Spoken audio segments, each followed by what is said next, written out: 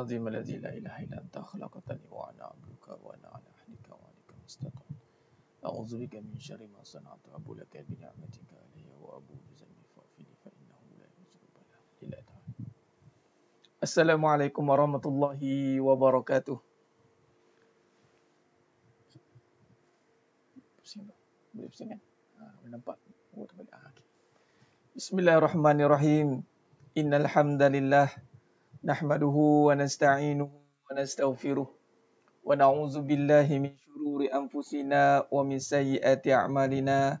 May yahdihillahu fala mudhillalah wa may yudlil fala hadiyalah. Ashhadu an la ilaha illallah wahdahu la syarikalah wa ashhadu anna Muhammadan abduhu wa rasuluh.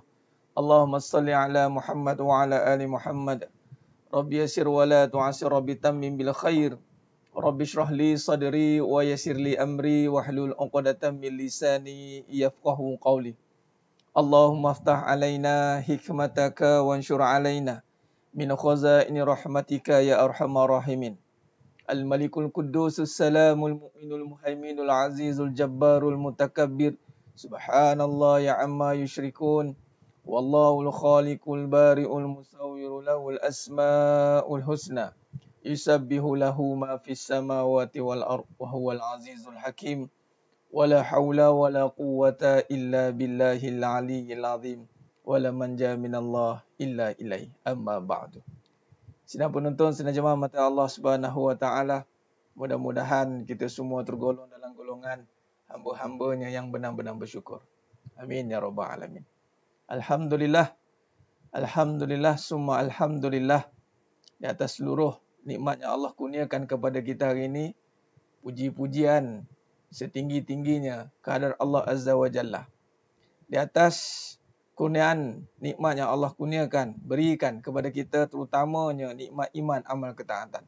Dan lagi sekali kita dipertemukan dalam kuliah pengajian online pada siri PKPP ini dan siri Perintah Kawalan Perasaan. Perintah Kawalan Perasaan ini kita lancarkan sedari PKP awal dulu. Dan Alhamdulillah, kita bersyukur pada Allah Ta'ala, Allah istiqomahkan kita sehingga ke saat ini. Untuk terus mengadakan pengajian, terus mengadakan muzakarah, kajian ilmu terutama dalam bab kehidupan ini. Inilah masa yang terbaik untuk kita merenung dan muhasabah kembali di saat didatangkan musibah. Ditimpakan musibah yang susah. Ini musibah susah. Bab musibah ni ada yang senang, ada yang susah. Musibah ni apa yang menimpa kita. Wa ma asabatum musibah. Apa saja yang menimpa kita. Musibah. Dan kita di saat Allah timpakan musibah susah. Maka apa yang perkara terbaik dilakukan sewaktu musibah susah adalah bermuhasabah. Bermuhasabah dengan kita untuk mendekatkan diri kepada Allah melalui jalan ilmu. Melalui jalan ilmu. Alhamdulillah, summa alhamdulillah, syukur pada Allah Subhanahu wa taala di atas kesudian sidang penonton, sidang jemaah mata Allah Taala untuk sertai pengajian online kita pada malam yang penuh barakah ni. Dan tahniah dan syabas saya ucapkan kepada yang istiqomah dari awal sehingga ke hari ini. Dan juga bersungguh-sungguh untuk menyebarkan. Saya lihat ada yang berusaha untuk menyebarkan kebenaran ini. Lakukanlah kerana Allah SWT. Kita sebarkan kebaikan, kita sebarkan kebenaran. Ingat, hashtag jadilah ejen kebenaran. Sebarkan kebenaran. Walaupun pahit, tetapi kita wajib menyebarkan kebenaran. Kulil haq walau kana marran, kata Nabi SAW. Berkata benar walaupun pahit. Dan Allah kata dalam surah Baqarah 42, wala talbisul haqqa bil batil wa taqtumul haqqa wa antum ta'lamun. Ini dalil yang mesti kita pahatkan dalam hati kita bahawa Allah kata jangan kamu sembunyikan kebenaran. Dan jangan campur adukkan kehidupan kita ni. Wala talbisul haqqa bil batil wa taqtumul haqqa wa antum ta'lamun. Dan jangan kamu sembunyikan kebenaran setelah kamu mengetahuinya. Jadi sedang penonton, sedang jemaah mata Allah SWT, insya-Allah pada malamnya penuh barakah ni, kita tunggu masa sikit lagi. Mungkin sahabat-sahabat kita, para jemaah sekalian yang mungkin sedang nak ambil kelas, ambil tempat di dalam kelas online kita ni, duduklah di tempat masing-masing dengan selesa. Tak ada siapa pun akan kacau tempat masing-masing itu. di rumah masing-masing atau di kediaman masing-masing, maka sediakan nota, pen dan kertas dan nota, sediakan semua kelengkapan yang cukup. Kita bagi masa insya-Allah kurang lebih dalam sejam lebih kita fokus untuk perbahasan kajian online ini, walaupun dalam online tapi kita niatkan juga untuk menuntut ilmu. Walaupun online tetapi dengan niat ini mudah-mudahan sampai Allah terima dengan persiapan kita, dengan kesungguhan kita. Dari sudut saya sendiri insya-Allah berusaha sebaik mungkin dengan ikhtiar yang Allah berikan, dengan kelengkapan yang Allah telah takdirkan, semakin lama semakin bertambah fasiliti kelengkapan ini, dan usaha dakwah ini semakin lama semakin berkembang. Syukur alhamdulillah. Dan begitu juga dengan sidang jemaah yang bertaat Allah SWT, turut perlukan kesungguhan. Kesungguhan kena ada, berikan sebaiknya, pasang telinga, duduk diam jangan lari, tadah telinga, terima kasih Puan Atika, alhamdulillah. Duduk, tadah telinga, sila duduk jangan lari, persiapkan nota yang cantik, yang kemas, jangan buat sambil lewa sebab kita nak belajar ilmu yang mahal. Ilmu ni mahal. Sebab apa mahal? Ini berkaitan tentang kefahaman yang mendekatkan kita pada Allah Subhanahu Wa Taala. Kita boleh serius dalam perkara dunia. Kita bagi satu komitmen dalam dunia kan.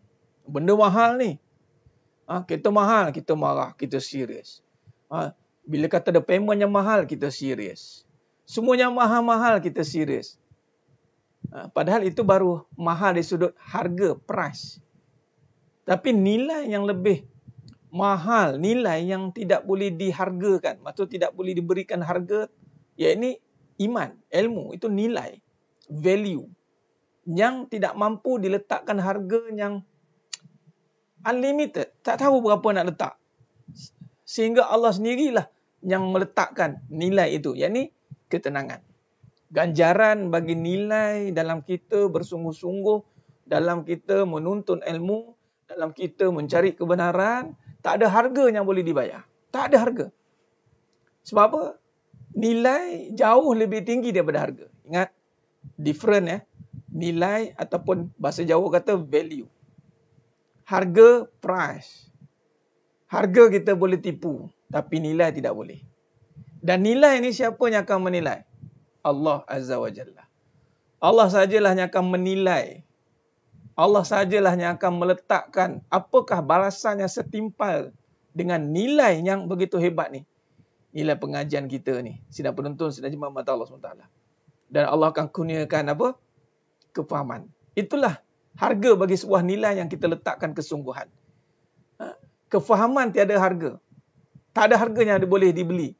Kita bayarlah berapa duit pun nak faham tak boleh. Sebab faham itu di sisi Allah. Yu'til hikmah Allah kata. Yu'til hikmah may yasha Allah kata. Aku beri hikmah kepada siapa yang aku kehendaki. Tapi tergantung kepada kesungguhan antum semualah. Tergantung kepada kesungguhan sidang jemaah mata Allah SWT, kesungguhan penyampai dan kesungguhan pendengar. Dua-dua kena ada timbal balik. Kesungguhan dalam menyampai, kesungguhan dalam menuntut. Dua-dua ini perlu diberikan tumpuan. Barakallah, sama-sama. Barakallah. Semua juga. Alhamdulillah Allah saja dapat membalasnya semuanya. Ilmu kebenaran tidak boleh dijual beli. Benar. Puan Nur Kurniawan. Dia tak ada transaksi yang boleh dibayar. Hanyalah Allah Ta'ala sajalah yang akan membayarnya. Wa kafa billahi syahida. Cukup Allah menjadi saksi atas kebenaran ini. Tak ada harga. Berapa nak letak?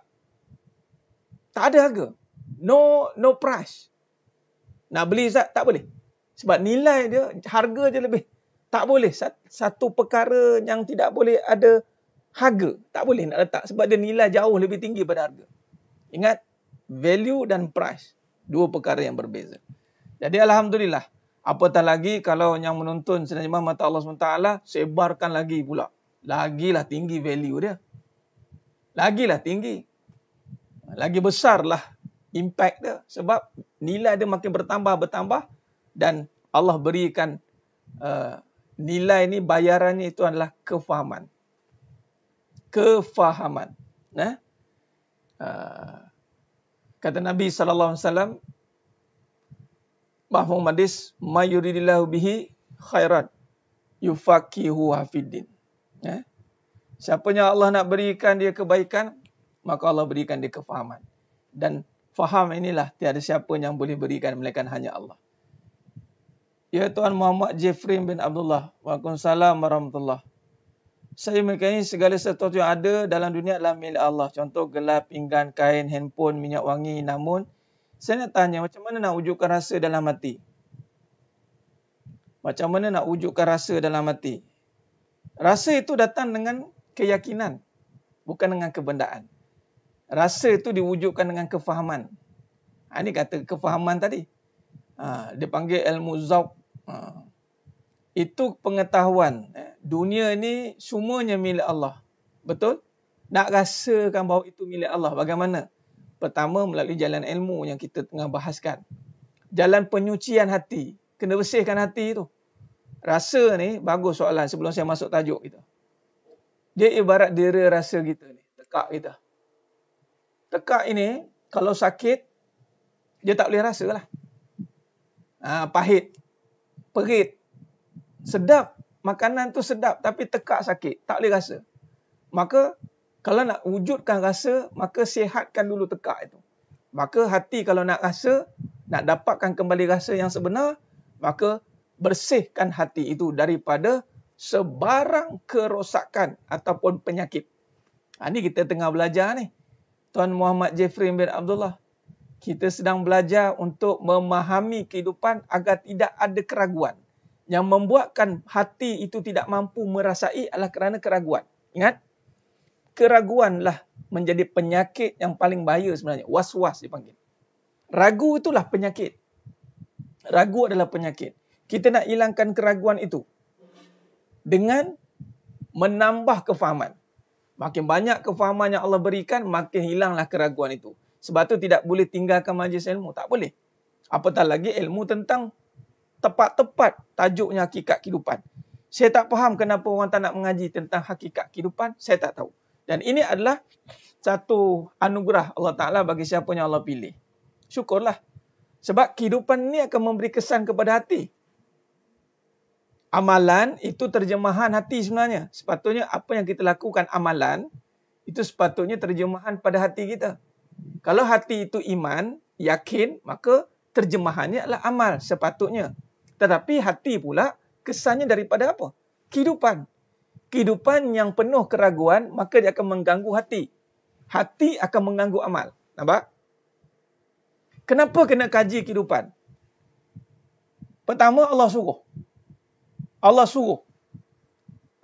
Allah suruh kaji kehidupan. Dalil surah Al-Alaq ayat 1. Iqra' bismi rabbikal ladzi khalaqa. Khalaqal insana min 'alaq. Iqra' bismi rabbikal ladzi khalaqa. Bacalah dengan nama Tuhanmu yang menjadikan seluruhnya. Itu kehidupan. Kehidupan akan memberi kesan pada hati. Hati akan memberi kesan pada amal. Ingat. Jadi bila kata kehidupan masih dalam keraguan, hati masih dalam keraguan lah. Kehidupan. Dan kita tak tahu pun kehidupan ni bahas tentang apa. Saya tak tahu lah Ustaz, beramal je lah. Apa itu amal? Amal itu perbuatan yang hadir daripada hati yang yakin. Berapa ramai beramal tapi tidak yakin. Berapa ramai beramal tapi tidak kenal. Semalam kita dah bincangkan tentang amalan dari sudut syariat, hakikat macam mana. Ini datang ujian ni. Jadi sebab itu kita kaji kehidupan. Nak faham kehidupan. Dan kehidupan ni bukan dengan kita sandarkan pada pengalaman. Hati-hati. Kehidupan bukan belajar pada pengalaman. Hati-hati. Sebab tu Nabi SAW di saat diangkat menjadi Rasul ketika umur 40 tahun.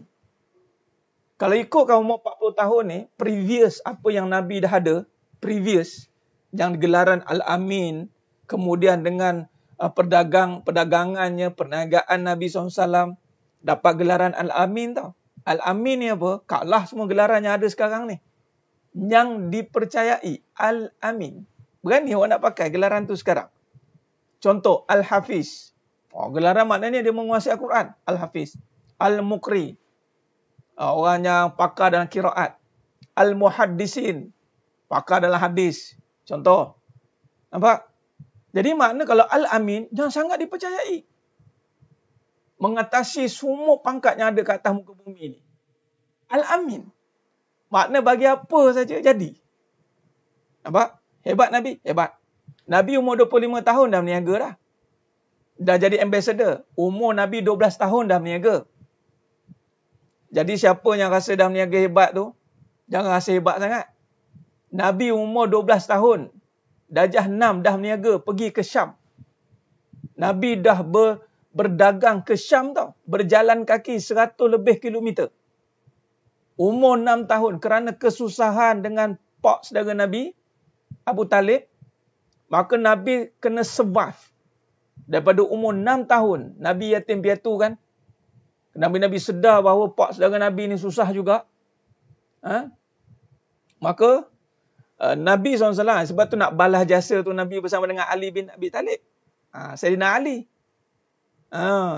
Antara anak, kira anak buah lah. Bayangkan. Nabi SAW umur 6 tahun, darjah 6, 12 tahun dah berniaga. Dan berniaga Nabi bukan macam kita. Guyup, kejap jadi. Kejap guyup, kejap jadi. Nabi berniaga jadi. Sehingga menjadi champion pada umur 25 tahun. Sehingga dikenali seantara Makkah tu Muhammad Al-Amin. Umur 25 tahun. Kita umur 25 tahun kat mana lagi? Nampak? Umur kita 25 tahun baru habis grad. Baru habis belajar saya silap. Nabi umur 25 tahun dah jadi ambassador. Ambassador dan Nabi berkahwin dengan Sayyidatina Khadijah radhiyallahu anha. Kita ambil lah riwayat yang umum. Mengatakan Nabi SAW berkahwin dengan Sayyidatina Khadijah radhiyallahu anha. Umur 45 tahun. Sayyidatina Khadijah radhiyallahu anha. Nabi umur 25 tahun. Tapi Nabi buat hantaran sebanyak kurang lebih dalam 20 ekor unta. Nabi buat hantaran tau. Bagi hadiah kat Sayyidatina Khadijah radhiyallahu anha 20 ekor unta. Kalau sekarang ni seekor unta 5,000. Darat dengan 20, 100k. Waktu dulu tau. Dan Nabi ketika berkahwin dengan Sayyidatina Khadijah radhiyallahu anha umur 25, 15 tahun. Sehinggalah Nabi umur 40. Without failure. Nak tahu harta kekayaan Nabi banyak mana? Nabi boleh survive 13 tahun dalam kaedah dia panggil apa? Dakwah secara sulit. Dipulaukan. Bayangkan, tiada transaksi perniagaan. Tak ada. Tapi Nabi boleh survive. Jadi berapa banyak duit Nabi ada? Berapa banyak duit Sayyidatina Khadijah radhiyallahu ada? Tapi nak bagi tahunya, ketika turun wahyu, umur Nabi 40 tahun. Umur Nabi 40 tahun turun wahyu, waktu tu Nabi dah berniaga, dah berjaya tau. Bukan Nabi gagal. Kita ni cari agama bila kita dah gagal. Baru terkia-kia cari agama. Kita cari agama bila kita dah gagal. Kita dah jadi tengok bisnes down, baru cari Allah. Sebelum tu kita tak cari. Kita tak cari. Kita sebelum tu pergi cari ilmu dunia dulu. Kaji, buat marketing, all out, cari duit. Bila dah tertiarap, terduduk, tak jadi-jadi, baru cari. Kita ni cari agama terdesak. Nabi tidak. Nabi dah perform. Nabi dah berada di puncak dah. Dan turun wahyu. Dan sejak itulah, bila Nabi dapat wahyu, maka Nabi menyebarkan agama. Nabi tak pernah kait dengan kisah dulu. Nabi tak pernah, saya ni ada pengalaman banyak. Saya berniaga ni bukan kecil-kecil. Saya itu, saya ini. Nabi tak pernah bersandarkan saya. Kita, bayangkan kita. Pantang berjaya sikit, saya lah. Pengalaman dah cerita. Nabi berkata, illa wahyu yuha. Nampak? Nabi tak reflect pun. Dan kejayaan Nabi memang ada. Existing. Bukan macam kita. Kita ni kejayaan dah tak ada. Duk kenang-kenang lagi. Kejayaan dah tak ada dah. Kalau ada, tak tahu nak cakap apa. Lagi cakap besar. Nampak? Pantang berjaya sikit. Pantang ada harta sikit. Mula nak ngarah orang. Nak ngajar orang. Tak mahu cakap. Dalam bab kehidupan ni. Nampak no Ananiah ni keakuan tu. Barulah. Bukannya lah macam Nabi pun. Nabi tak pernah gagal niaga. Tak ada turun naik tau Nabi. Nabi sentiasa naik. Performa Nabi sentiasa naik. Agak-agak lah kat tempat kita lah. Lupa diri dah kita. Tapi hebatnya Nabi SAW. Allah jaga hati Nabi. Dia panggil fitrah. Allah jaga. Di saat turun wahyu tentang kehidupan. Saya nak kaitkan dengan kehidupan ni. Turun wahyu tentang kehidupan yang mana Nabi kaitkan dulu. Waktu itu Nabi sedang berada pada kemuncak kehidupan, tetapi zaman itu zaman jahiliah. Nabi cari solution. Di saat itulah turunnya. Ada masalah ni. Nampak Nabi masalah. Masalah bukan masalah kehidupan Nabi yang nak kena apa lagi. Nabi dah dapat semua perkara dah. Tapi Nabi ada rasa kegusaran melihat keadaan manusia keliling itu bercakaran, bergaduh sana sini, kerak sana kerak sini. Nampak satu keadaan yang tidak stabil. Why? Nabi cari jalan. Nabi menung, Nabi renung. Maka turun wahyu. Kita asal ada kejayaan dia nak bagi tip kejayaan. Betul tak? Belum tentu orang boleh ikut kita. Belum tentu. Nabi SAW ketika dapat wahyu, Nabi terus menyampaikan kebenaran dan tiada istilah keakuan. Tak ada. Tak ada. Jadi sidang penonton, sidang jemaah mata Allah SWT. Jadi kalau kita belajar, sebab tu bila kata kita kait dengan Nabi dan apabila saya bawa kajian kehidupan bersandarkan kebenaran, tak ada keakuan, tak ada nak cerita pengalaman. Simpan-simpan. Simpan-simpanlah pengalaman kita. Kita bimbang pengalaman kita itu tiada kebenaran. Bukan masa tak boleh, tapi kita bimbang. Jadi kita kaitkan balik dengan kebenaran. Itulah suruhan Allah. Yang mana datangnya wahyu yang pertama turun itu adalah menyuruh melihat kehidupan dengan Allah. Adanya inbox saya tanya, Ustaz macam mana tengok masalah dengan Allah? Ni malam ni kita nak ngaji lah ni.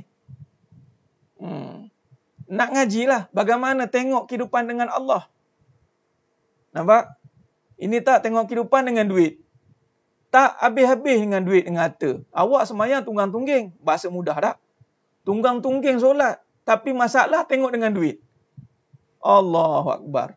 Tak tahu nak tengok dengan Allah, Ustaz. Punya butanya kita. Banyak saya dengar cerita tu.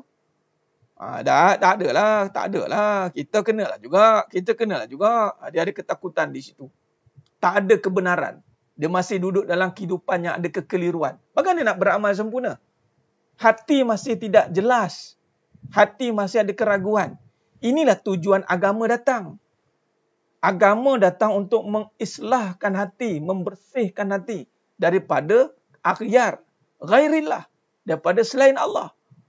Itulah tujuan agama didatangkan dan dibawa oleh para nabi dan rasul, dan kita umat Nabi SAW bersyukur. Wallazi arsala rasulahu bil huda wa dinil haqq liyuzhirahu 'ala dini kulli wa kafa billahi syahida. Diutuskan nabi dan rasul. Itulah Nabi Muhammad SAW. Jadi, mendengarnya itu, menyampainya itu risalah kebenaran. Liyuzrahu ala dini kulli wa kafa billahi syahida. Cukuplah Allah jadi saksi. Maka di saat Allah Ta'ala mentakdirkan Nabi menjadi Rasul, dan Nabi SAW ubah cara cakap, cara penyampaian, cara pendekatan. Di saat itulah orang panggil, kafir Quraisy panggil Nabi sudah gila, majnun. Wa na'udzubillah min zalik. Gila dia ni. Sebab apa? Dulu Nabi ni usahawan berjaya. Tiba-tiba cerita pasal Allah ni apa hal? Orang nak dengar tentang tip-tip kejayaan. Tiba-tiba Nabi kumpulkan dekat atas bukit. Yang ada di situ Abu Lahab, Abu Jahal. Kemudian Nabi mengatakan bahawa akan ada di satu kehidupan yang akan datang yang dikatakan kehidupan selepas kematian. Berimanlah kepada Allah. Orang kafir Quraisy, orang Quraisy waktu tu, what's wrong with you, man? Bahasa Jawa kata. Apa ni? Muhammad, apa dah jadi? Mana kehebatan kamu ni? Nampak?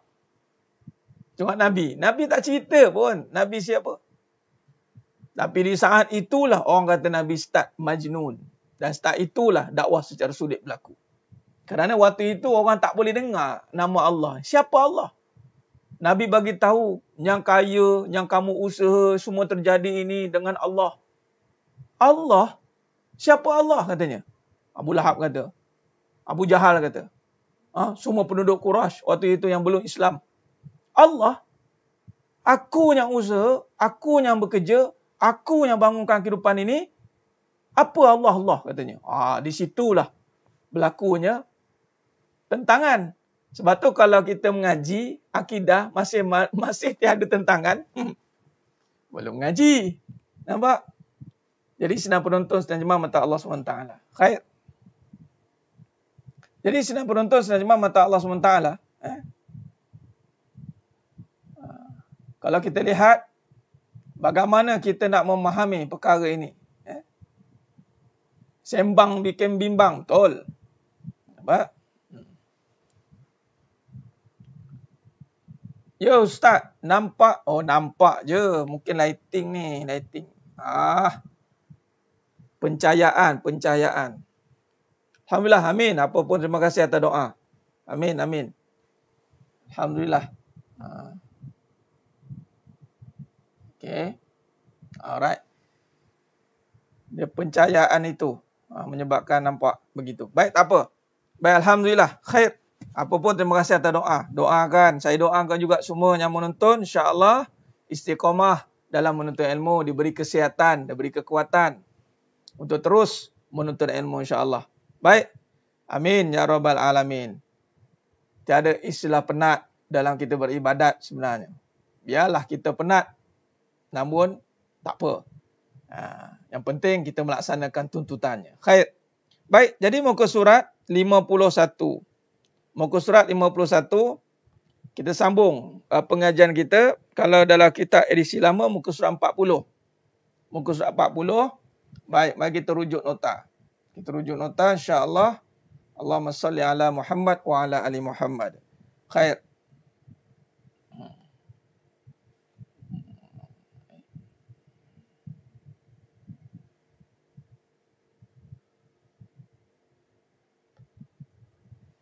Baik, sedang penonton, sedang jemaah mata Allah SWT.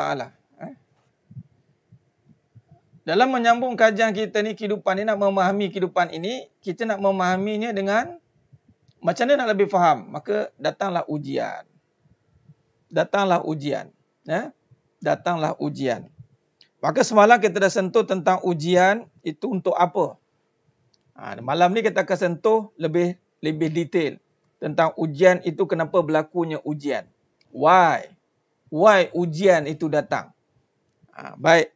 Sebelum itu, mari kita lihat. Semalam kita dah sentuh tentang bagaimana kaitannya ujian ini dengan kehidupan.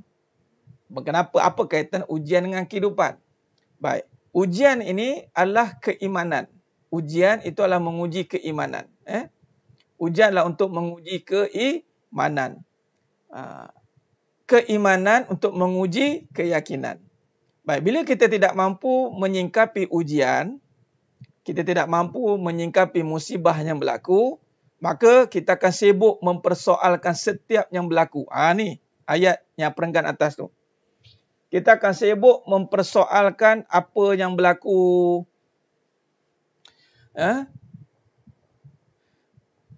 Persoalan yang akan keluar. Bila kita tak mampu menyingkapi menjawabnya, maka persoalan yang akan keluar. Maka yang lebih baik adalah yang tidak mahu adalah bila kita gagal menjawab dengan keimanan, kita akan menjawabnya dengan perasaan, nafsu. Bila nafsu ini mendominasi, bila nafsu itu menguasai, maka dia akan mempersoalkan Allah Subhanahu Wa Taala. Ni kita cukup takut. Dan bila dia dah masuk mempersoalkan Allah Subhanahu Wa Taala, dia soal, why? Kenapa? Batu dalam ujian tidak boleh kita kenapa. Dan ini berlaku apabila ujian itu gagal disingkapi. Kita gagal menyingkapi ujian yang mendatang. Dia menyebabkan akan berlakunya soal. Soal banyak soal. Banyak soal. Dan soal itu akan membuatkan berlakunya azab.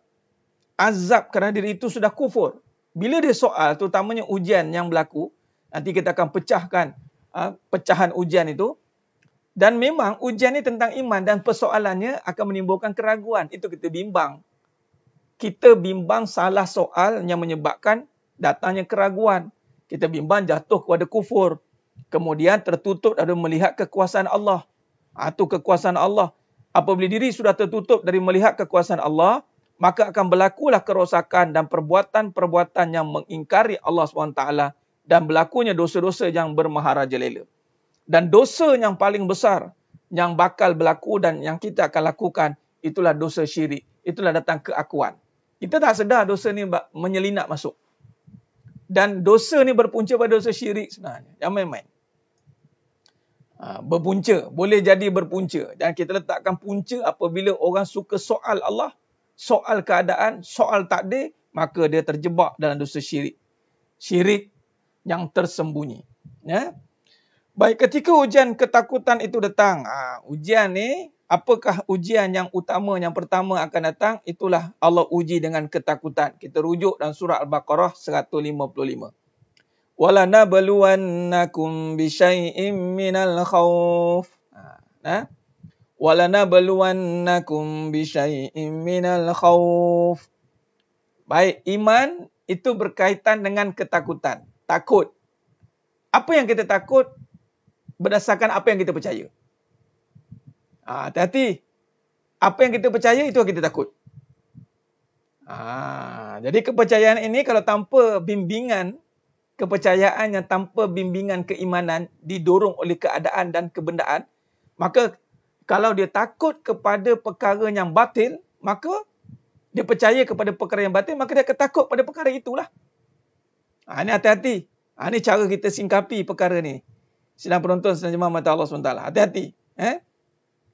Baik, tak apa, kejap lagi saya akan tulis gambar rajah. Baru nampak, faham. Kita syarahkan dulu tulisan syarahan ini. Baik, apabila Allah campakkan ketakutan. Sebab iman itu takut. Khauf. Orang yang beriman, orang yang takut. Takut apa? Takut pada Allah. Itu mutlak. Iman berkaitan dengan ketakutan. Takut pada apa? Takut pada Allah. Jadi, ya benar Tuan Raja Sariza. Soalnya bukan nak cari kebenaran, tapi nak cari kesalahan. Ada yang tak kena. Apa yang tak kena. Dia nak menyoal, nak menyalah, cari kesalahan. Hati-hati. Baik, jadi sidang penonton sidang jemaah mata Allah SWT. Apabila hati sudah takut kepada selain Allah. Selain Allah. Tu ada spelling error sikit tu, sila betulkanlah. Apabila ada takut selain Allah, bermakna ketakutan kita kepada Allah akan hilang. Baik. Jadi bila kata soal iman, itu dalam hatinya ada ketakutan sepatutnya. Dan takut ni hanya pada Allah. Tetapi apabila berkongsi dua ketakutan, pada masa yang sama takut selain Allah. Macam mana tu Ustaz? Bukankah takut ni memang selalu disebut-sebut. Tapi itulah bila kita tak faham, jadi kita sebut tanpa ilmu. Kita tidak faham. Sebab tu kita mengaji. Kita bimbang, sebenarnya kita tak takut Allah. Sebab ketakutan tidak boleh ada dua sebenarnya. Sama ada takut Allah atau takut selain Allah. Hati-hati. Lagi kita bincang. Maka di sini kalau kita bahaskan, cuba tengok. Sekiranya hilang ketakutan kepada Allah, maka hilang pula pergantungan kepada Allah. Jom bahaya ni. Bila tak takut Allah, maka dia hilang kebergantungan pada Allah. Apa saja yang berkaitan dengan Allah, Puan Amira Khairuddin. Apa saja berkaitan dengan Allah, azab kubur, akhirat, hari akhirat, semuanya gaib-gaib tu dengan Allah lah. Baik, maka bila tak takut dengan Allah, maka hilang pergantungan kepada Allah. Seterusnya akan hilang pula pengharapan kepada Allah. Tanpa sedar, Allah SWT akan hilang di dalam ujian kita. Serta masalah kita akan menjadi besar dan kerosakan akan semakin bertambah. Malah akan membuat kita semakin sesat dan jauh daripada Allah SWT. Wa na'udzubillah min zalik. Baik. Nampak tidak? Apa kata kuncinya di situ? Takut, harap, takut, pergantungan dan pengharapan. Baik. Sidang penonton, sidang jemaah mata Allah SWT. Kalau kita lihat, daripada surah Asy-Syura ayat 30, Allah kata yang bermaksud, dan apa saja musibah yang menimpa kamu, maka adalah disebabkan oleh perbuatan tanganmu sendiri. Dan Allah memaafkan sebahagian besar dari kesalahan-kesalahanmu. Ini tadi kata musibah atau perkara yang melanda kita ini adalah kerana perbuatan tangan kita sendiri. Bukan disebabkan orang lain. Jadi musibah masalah yang menimpa, jadi jangan kita duk nampak yang luar. Sebenarnya bermula dari dalam. Jadi sedang penonton, sedang jemaah mata Allah SWT. Cuba tengok. Pertama, hati itu sepatutnya takut kepada Allah. Tetapi kerana hati tidak dibangunkan dengan keimanan, hati diambil alih oleh kenapsuan atau nafsu kebendaan, maka ketakutannya pecah dua. Dia pecah dua. Bila pecah dua, takut dia tidak solid kepada Allah. Maka dia akan hilang pergantungan kepada Allah dan dia akan hilang pengharapan kepada Allah. Maka tanpa sedar, hidup dia hilang Allah. Hilang Allah. Dia tak nampak Allah dalam hidup dia dah. Dia nampak masalah, masalah dan masalah. Dan semakin besar, semakin besar, semakin besar, maka bertambah besar masalah, bertambah besar kerosakan yang bakal berlaku. Baik. Jadi senang penonton, senang jemaah mata Allah SWT. Baik, cuba tengok. Bagi terlihat. Bagaimana huraiannya. Bagaimana huraiannya. Mari kita lihat. Huraiannya. Baik.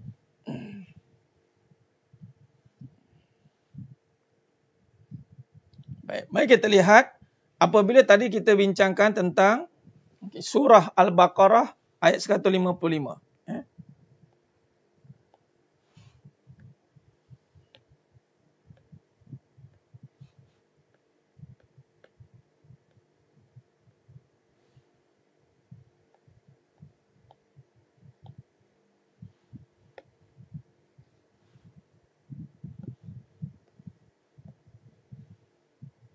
Baik. Surah Al-Baqarah 155.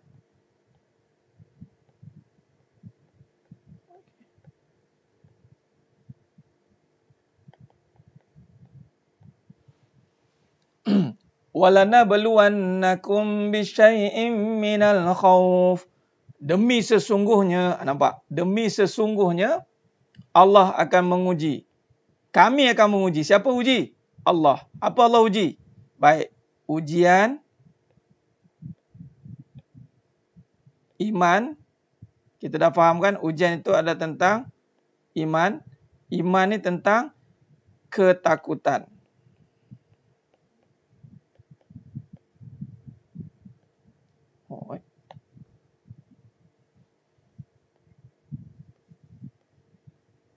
Jadi dia reset balik.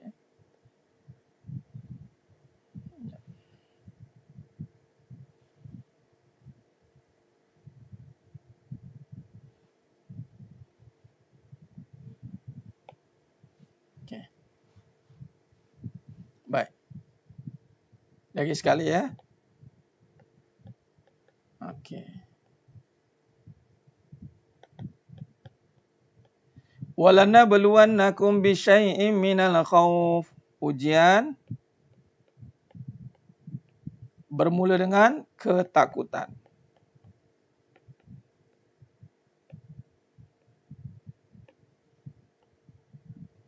Baik, ujian tentang apa ujian ini? Apakah ujian ini? Okey. Ada something.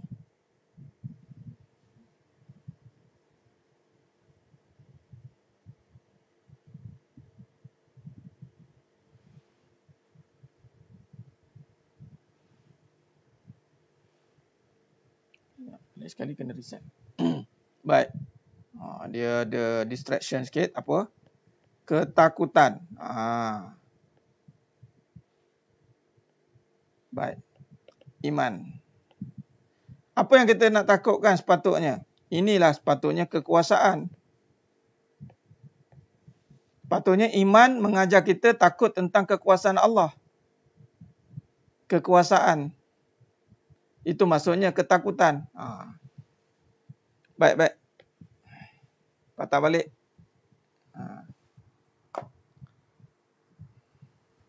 Baik, kita rujuk nota. Cuba tengok. Nanti dia tukar kamera. Allahumma salli ala Muhammad wa ala Muhammad. Okey, sementara tu kita setting sekejap, ada gangguan sikit. Baik. Allahumma salli ala Muhammad wa ala ali Muhammad. Baik. Okey, fokus kepada apa yang saya nak sampaikan ni. Baik, sidang penonton, sidang jemaah mata Allah SWT. Baik. Allah mulakan tadi, walanabluwannakum bisyai'im minal khauf. Pertama, khauf. ketakutan. Bila kata ketakutan ini berpuncanya, dari mana datang ketakutan ini? Allah berikan. Takut ni dari Allah. Ingat, kita tak ada kekuatan untuk menghilangkan ketakutan itu. Cuma persoalannya sekarang, ke mana kita nak bawa ketakutan itu? Sebab tu berbalik kepada ujian. Ujian yang menimpa. Ujian yang menimpa. Ujian, Allah uji ketakutan. Ketakutan ni memang akan ada. Cuma orang beriman, dia akan mengalihkan ketakutan ini kepada yang hak. Itu maksud dia. Dia tidak membawa ketakutan ini dengan perasaan ataupun dengan nafsu. Dia membawa ketakutan ini kepada Allah. Apa yang kita nak takutkan ini? Allah sambung daripada surah Baqarah 155 itu. Dia ada kata kuncinya di situ. Ada kata kunci di situ. Baik. Jadi sina penonton sedang jemaah mata Allah SWT. Nah, kena update. Tu katakan Syah Rizki. Ya, baik. Kita cuba update. Baik. Jadi, bila kata ketakutan itu, apakah maksud ketakutan itu? Habis Ustaz, takkan tak boleh ada takut? Apa beza ketakutan yang saya takut-takut yang lain ini? Baik, perbincangannya adalah perbincangan tentang ujian. Ujian perbincangan tentang iman. Jadi ketakutan yang dimasukkan ini berkaitan dengan keyakinan. Ketakutan yang dimasukkan di sini adalah ketakutan berkaitan dengan kepercayaan. Catat di situ. Jadi takut kepada yang berkaitan dengan iman. Ada takut yang dipanggil takut lumrah. Takut adat. Ketakutan yang adat. Yang ini melibatkan fizikal. Melibatkan fizikal. Sebagai contoh, takut pergi jalan raya, kereta langgar. Itu wajar takut. Melibatkan kehancuran, kerosakan, itu wajar. Itu takut adat. Pergi bangunan, terjun bangunan. Itu takut. Nampak harimau nak datang. Itu takut. Itu benda yang nampak. Ketakutan yang nampak. Itu ketakutan adat. Itu ketakutan lumrah. Yang dibincangkan di sini adalah ketakutan yang tak nampak.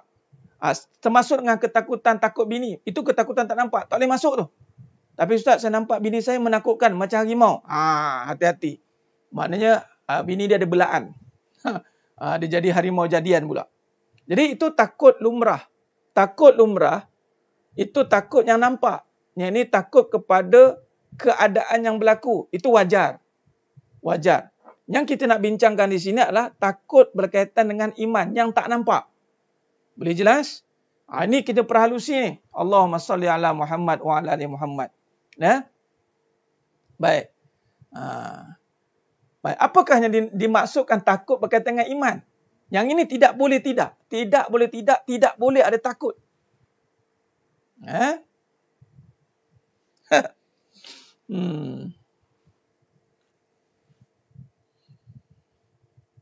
Takut berkaitan dengan iman. Takut yang kita nak bincangkan ni takut berkaitan dengan iman. Takut adat tu takut contoh harimau. Takut bini bukan takut adat. Itu takut maksiat. Itu bermaksiat itu. Jangan main-main. Ustaz, kami isteri mana ada menakutkan suami? Tu maknanya ada belaan tu. Khair. Baik. Mari kita sambung. Apakah yang dimaksudkan takut yang berkaitan dengan iman? Sebab ujian yang berlaku adalah untuk menyatakan keimanan. Perenggan yang bawah setelah surah Asy-Syura ayat 30. Cuba kita masuk nota seterusnya. Ujian berlaku adalah untuk menyatakan keimanan. Baik. Mari kita lihat satu persatu. Masya Allah Ustaz. Benar. Bukan takut lem putus. Itu takut adat lah. Takut adat. Tapi kita tak nak hidup dengan adat. Hidup dengan adat ni penat. Kita bimbang. Hidup hanya dengan adat. Kita jadi penat. Baik. Mari kita fahamkan. Mari kita perhalusi lagi. Mudah-mudahan Allah bantu kita ni. Sebab kita nak menyingkapi ujian ni satu perkara yang sangat dituntut. Supaya kita tidak gagal dalam berhadapan dengan ujian. Allahumma salli ala Muhammad wa ala ali Muhammad. Baik. Jadi, apa yang dikatakan itu? Takut dan berharap pada Allah macam mana? Puan Nilam Sari. But what? Bagaimana? How? Okey. Bagaimana? Okay. Kena fahami dulu apa takut itu. Kena takrifkan dulu apa takut itu. Kadang-kadang ada orang boleh kata takut dan harap pada Allah. Tapi dia nak lari pada keadaan. Contoh. Oh, saya takutlah tak nak. Saya takutlah. Saya takut apa? Takut dengan makhluk. Tapi berharap pada Allah, tapi takut dengan makhluk, macam mana? Saya takutlah Ustaz, saya tak nak kahwin contoh. Ada. Saya tak nak kahwin, nanti takut. Takut dengan perkahwinan. Kenapa? Ada orang jadi macam tu. Takut nak pegang duit. Kenapa takut dengan makhluk? Tadi kata berharap dengan Allah. Why ada lagi distraction? Sebab mungkin tak faham apa takut. Okey, mari kita lihat. Sebab tu Nabi SAW berhadapan dengan makhluk, berhadapan dengan masyarakat, berhadapan dengan musuh, berhadapan dengan semua perkara. Pantang mundur. Itu orang beriman. Wala khaufun alaihim walahum yahzanun. Tiada ketakutan, tiada kebimbangan dalam hidup dia. Dia tak takut dengan apa saja. Sebab apa? Sebab ketakutannya sudah letakkan pada tempatnya. Baik, cara dia bagaimana? Mari kita lihat. Allah kata, walana beluwannakum bisyai'im minal khauf wal ju'. Wal ju' wa naqsim minal amwali wal anfusi was samarat wa basyiris sabirin. Kalau takut tak taat, kena taatlah Puan Fazilah. Kadang-kadang kita sebut dia takut, tak taat, tapi tak taat pun. Kita banyak pada adat, sebut-sebut nak sedapkan perkataan, tapi perbuatan tidak seiring. Sebab kita tak faham dari mana ketakutan itu. Sebab tu orang ramai takut, saya takut tak boleh nak taat dengan suami, jadi saya ambil langkah untuk bercerai dah. Ada ramai cakap gitu. Ada yang inbox saya, kata, saya dah nampak Ustaz dengan pengajian hakikat kehidupan ini, saya nampak dah saya nak bercerai dengan suami saya. Innalillah, saya jawab. Jangan fitnah puan. Kenapa ni saya tanya? Yalah, daripada saya duk buat dosa, saya nak minta jauh. Saya tak nak, saya nak cari Allah. Saya cakap, kalau nak cari Allah tak perlu lari. Orang ada Allah tidak akan mengalah. Boleh dia diam. Cakaplah jangan sebut tak mampu. Cakap dia tak nak dah dengan suami tu. Habis cerita terus terang. Dah tak nak dah dengan suami. Habis cerita. Takut dahaka kat suami, taatlah. Ini takut dahaka dengan suami, dia dahaka lagi. Apa cerita? Konflik. dia tak synchronize. Patutnya kalau takut tak bertempat kira habis ke? Ya, dia akan rosaklah Tuan Azrin. Takut tak bertempat. Sebab tu malam ni kita nak fokus. Nak betulkan perkataan takut tu. Supaya boleh letakkan balik macam Puan Nilam tadi kata tadi, barulah boleh kita takut dan harap pada Allah. Tapi kalau tak tahu takut tu apa, macam mana takut dan harap pada Allah? Nampak? Jangan takut jika ada banyak harta Ustaz. Contoh datang ketakutan lalai dan harta. Kena faham dulu takut tu apa. Kena faham dulu takut tu apa. Baru kita boleh lihat pada keadaan. Ya? Baik, mari kita lihat. Allah kata, demi sesungguhnya kami akan menguji kamu dengan sikit perasaan takut kepada musuh. Takut pada musuh itu yakni dengan apa musuh kita? Dunia. Dunia lah. Musuh kita dunia dah kan. Asyik nak bergaduh dengan dunia ni. Musuh. Kemudian Allah kata apa? Apa yang kita takutkan ni? Wal ju', kelaparan. Takut lapar. Perhati ni. Ya, tak boleh suka-suka cakap takut. Sebab kena tengok dulu apa subjeknya. Benar. Okey, bagus. Tak boleh suka-suka cakap takut. Sikit-sikit takut. Sikit-sikit takut. Apa subjek dia? Apa subjek yang kita nak takut itu? Kena kenal pasti. Nah? Okey, baik. Perhati dulu perbahasan kita. Allah kata, apa yang akan berlaku? Okey.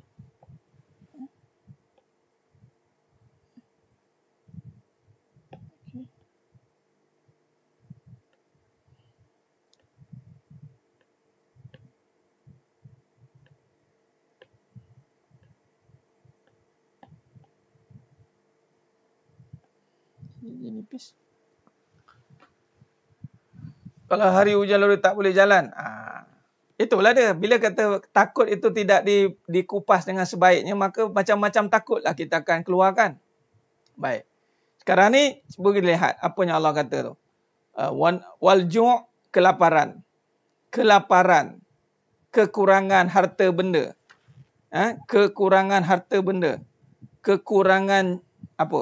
Cuba tengok.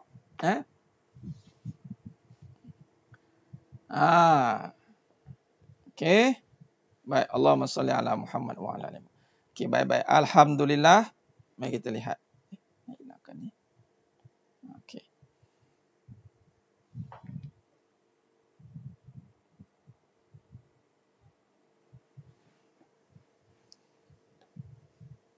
Baik, sedang penonton sedang jemaah mata Allah SWT. Baik, alhamdulillah. Baik, lihat pada paparan skrin tu nanti. Khair.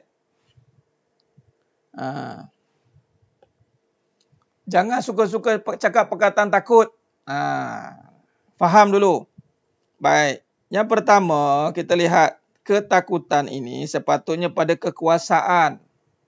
Kekuasaan apa? Kita bincang tentang apa ni? Iman. Jadi, kekuasaan Allah. Baik. Kita hanya takut pada Allah yang berkuasa. Allah berkuasa. Allah berkuasa untuk buat kita lapar.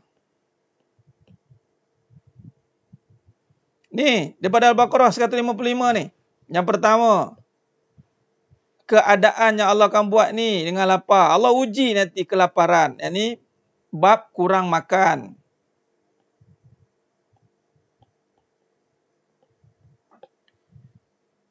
Ini adat.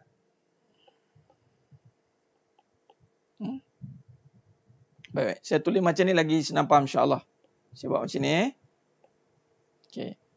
Baik, ini syariatnya. Ini hakikatnya. Ujian takut.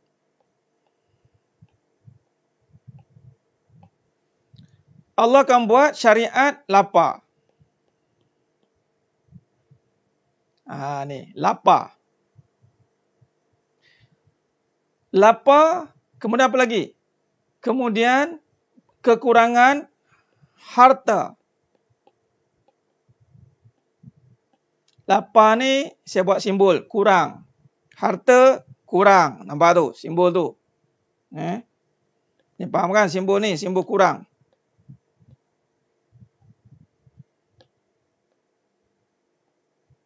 Okey. Apa lagi? Dengan kekurangan harta dan jiwa. Ni nyawa. Kurang. Yang ni apa kurang ni? Mati. Ulama tafsirkan ini mati. Wa naqsi minal amwali wal anfusi was samarat. Kurang apa lagi? Hasil tanaman.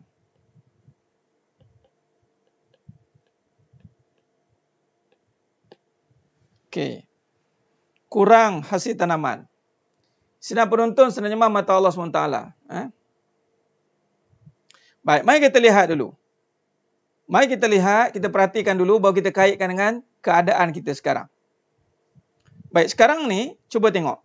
Yang pertama, Allah kata walana baluwannakum bisyai'im minal khauf. Pertama takut. Ini yang min, takut. Takut terhadap lapar. Syariat nampak lapar. Yang ini berkaitan dengan makan. Apa lagi? Pakai. Baik. Tetapi, ianya mesti dijawab. Lapar ni apa hakikat dia? Nak cerita tentang apa lapar ni? Cerita tentang rezeki. Nampak? Tu dia nampak. Dan ini bermulanya dengan perbincangan. Oh, dia berlaku juga. Okey.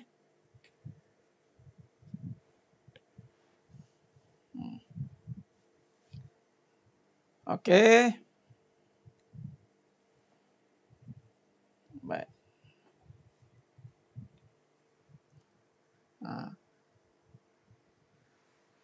Okey, siapa yang dah catat nota tu, cuba rujuk balik yang saya tulis tu.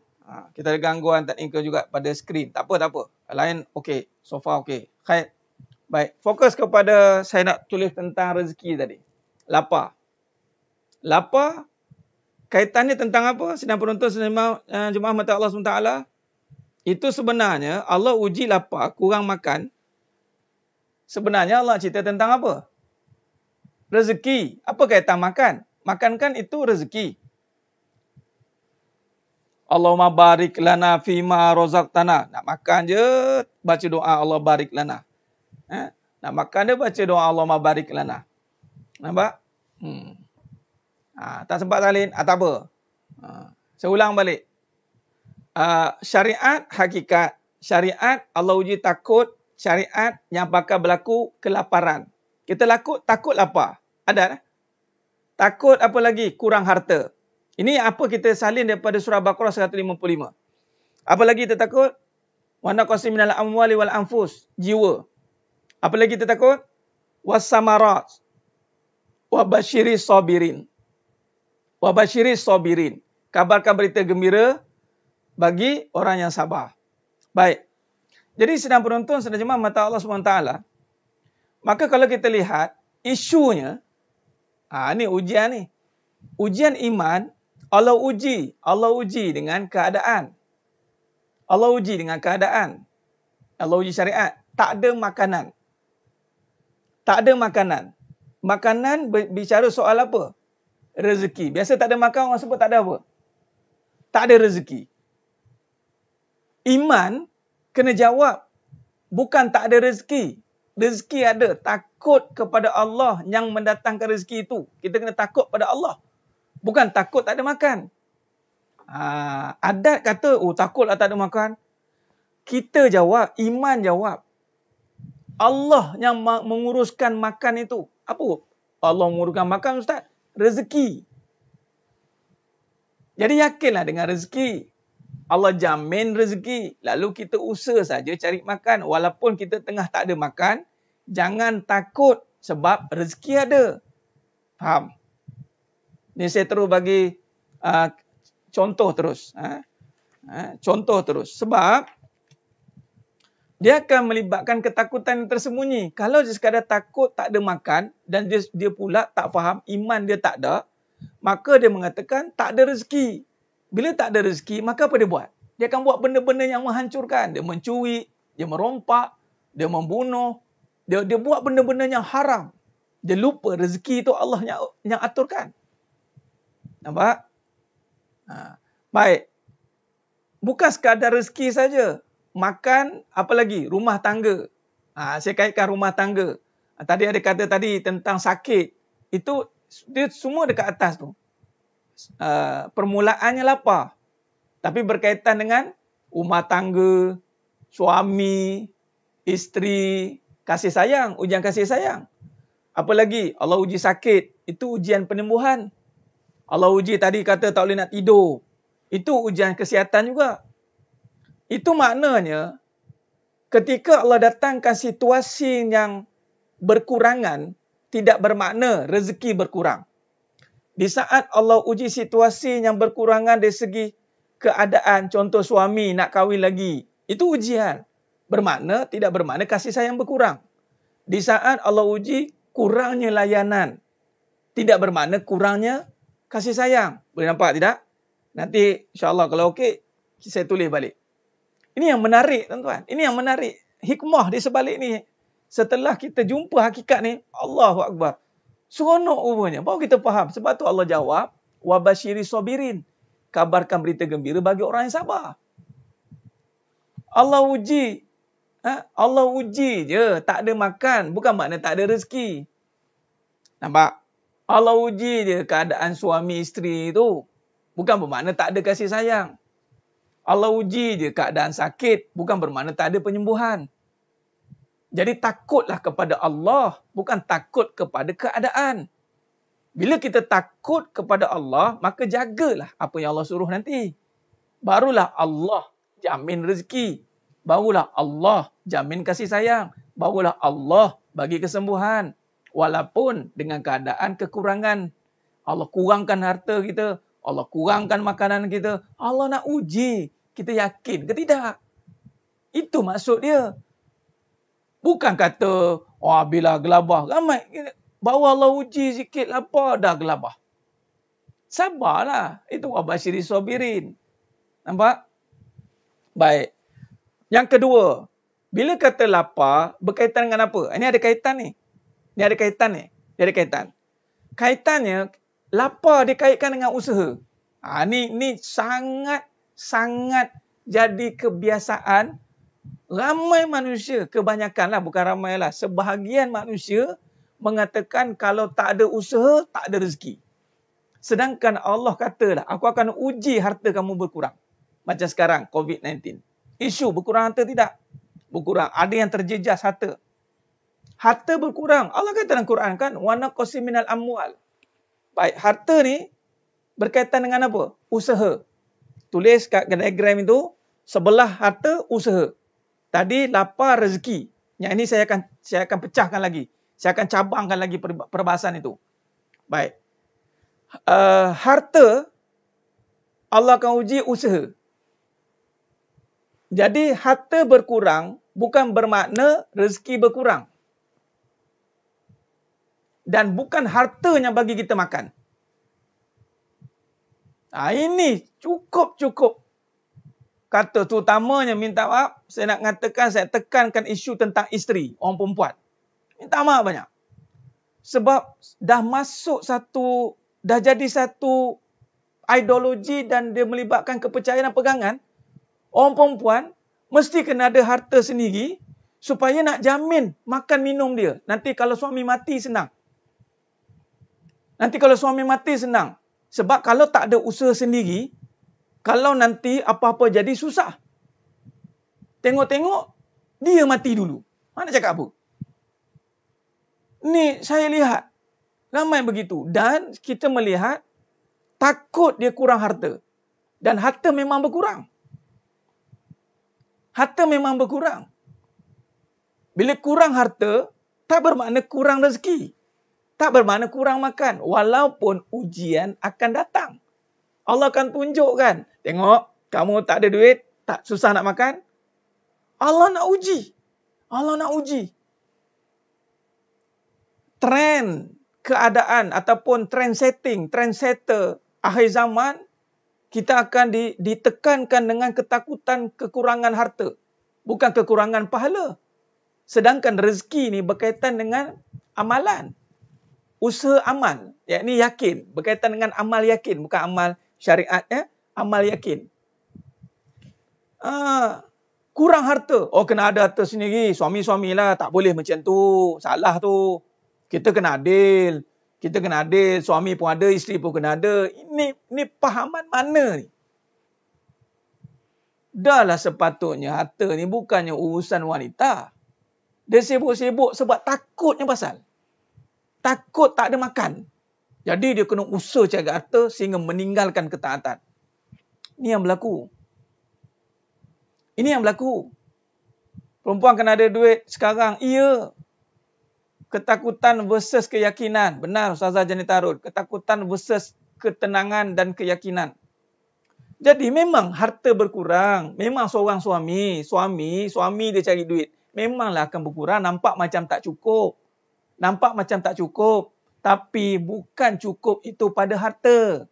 Bukan cukup itu pada usaha. Nak usaha berapa banyak? Kalau dua-dua suami isteri bekerja, dua-dua cari duit, selesai ke masalah kehidupan? Uhara nampaknya. Dua-dua nak pergi. Tapi Ustaz dah dua-dua cari ni Ustaz, dah tengah-tengah jalan ni, banyak istighfar lah. Janganlah rasa duk bangga sangat. Tengok, I survive dah. Tak ada suami pun, I okay. Ini keyakinan ni, hati-hati. Dia akan ganggu keyakinan dia. Dia akan ganggu keimanan dia. Hati-hati. Jadi senang penonton, senang jemaah mata Allah SWT. Ini yang berlaku. Benar, Allah bab cukup itu pada Allah, bukan pada usaha. Allah uji. Kurang harta. Adakah kurang rezeki dia? Tak. Sekarang ni, saya ramai jumpa. Ada yang Allah uji. Tapi makan sama je. Okey je. Nanti alasan penat belajar, duduk dapur. Ya, Tuan Azrin. Inilah mentaliti untuk mengejar kedudukan. Hati-hati, wahai wanita yang mengejar tahta. Awak adalah wanita, kejar tahta, memang ke neraka lah. Saya cakap terang. Kadang-kadang bertudung litup tu, elok nampaknya. Nampak macam muslimah dia. Apatah lagi yang memang terang-terang tak pakai. Buat semua. Tapi dia akan downgrade. Tak boleh. Kita kena ada kitanya sendiri. Kita kena ada tahta. Kita kena ada strata kita. Kita kena ada backup kita. Dia nak kejar apa sebenarnya? Dia nak kejar tadilah tahta. Memang kena raka lah. Sebab tu Nabi kata ramai yang kena raka nanti orang perempuan. Elok-elok tak dibebankan dengan harta. Tiba-tiba duk bebankan diri dengan harta. Lah ustaz, suami saya ni ustaz pemalas. Itu cerita lain. Banyak cara lagi. Bukan sewenang-wenang je nampak suami pemalas. Nampak macam tak bagi duit. Nampak macam ini melompat. Saya nak keluar ni. Saya nak keluar ni. Bang, saya nak cari duit ni. Saya nak cari duit ni. Pantang. Bawa Allah uji sikit. Pantang. Menjongkit nak keluar. Tak maaf cakap. Ini mentaliti akhir zaman yang perlu dihancurkan. Jadi sedang penonton sembah mata Allah SWT.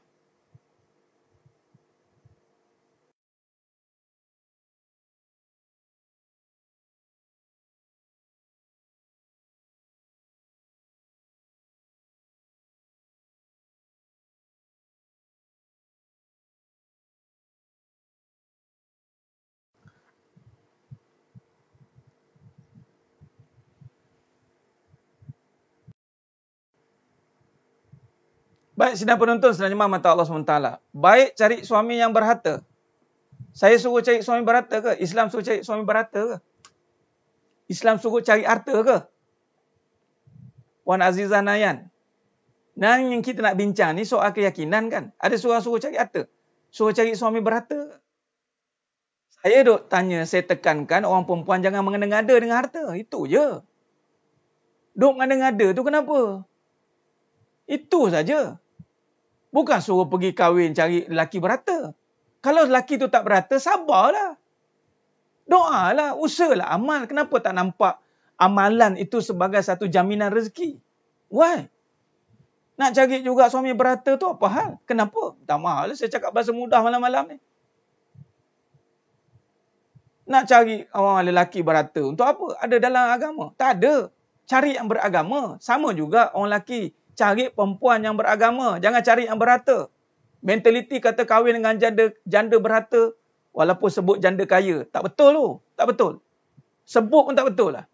Saya masih minta maaf cakap. Orang perempuan yang dalam ni. Yang mana ada harta ni minta maaf cakap. Kalau ada harta, sedekah banyak-banyak. Jangan duk kata kempen waibat harta. Selesa dengan harta. Di mana dapat, ke mana pergi Allah tanya. Dari mana dapat, ke mana pergi Allah tanya. Elok-elok tak kena tanya. Soalan tentang suami pun tak lepas. Kejap lagi soalan tentang harta. Jawab. Kita nak tolong orang perempuan. Orang perempuan nak juga. Sekila kan. Duk yakin sangat dengan usaha dia. Duk takut sangat suami tak ada harta. Ataupun nak cari suami berharta. Silakan. Silakan. Allah kata cari yang beragama. Carilah yang beragama. Orang lelaki pun. Carilah yang beragama. Jangan cari yang bekerja, yang boleh bayar itu, bayar ini. Tumpang duit isteri. Tak ada maruah tu. Jangan main-main orang lelaki. Jangan selesa dengan tumpang duit isteri. Hilang maruah dia. Hilang keyakinan Allah nanti. Ku anfusakum wa ahlikum nara. Allah suruh bimbing isteri. Bukannya tumpang isteri. Ku anfusakum. Ar-rijal qawwamun 'ala nisa. Susah macam mana yakin dengan rezeki Allah. Yakin dengan rezeki Allah. Tu maksud dia. Tak maaf cakap. Ni akhir zaman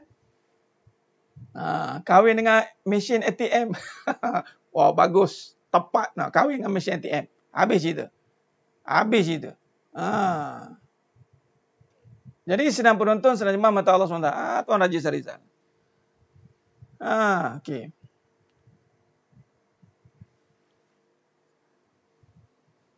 Baik Tuan Azrin, bagus. Sekarang ni kita pertama kena sedar. Bagus dah belajar, kena sedar. Bukan selesa. Kalau dah bekerja, kerjalah. Tapi jangan selesa. Jangan selesa dengan kedudukan kerja itu. Kalau wanita yang dah bekerja, bekerja dan berkejar-kejar, jangan selesa dengan kerja tu. Selesa. Tengok sebab, adakah itu suruhan agama? Hati-hati. Jadi jangan selesa. Bukan suruh berhenti tapi jangan selesa. Tapi sebaiknya. Kalau ada kekuatan berhenti je. Ini kalau tanya saya lah. Tengok, kalau berhenti apa dia jawab? Kalau isteri berhenti kerja, apa dia jawab? Jawablah. Kalau dia jawab, bang, nanti kan siapa nak bayar ni bang? Cukup tu tak? Atau suami tolong jawab. Kalau awak berhenti kan, nanti kan siapa nak bayar ni?